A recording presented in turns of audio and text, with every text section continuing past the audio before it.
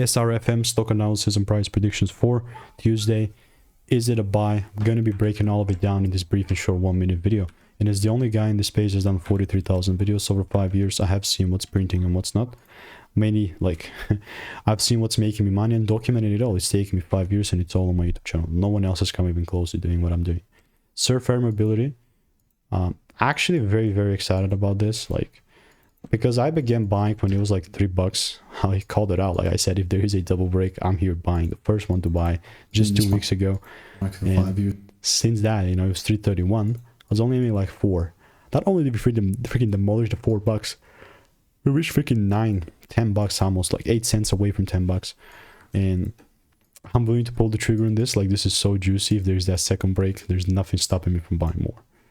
Just rules must be made, you know, and I'll continue to keep you updated. Obviously, if you want to get my money making emails and insights for free, click the first link in the description. Stay tuned and it's free.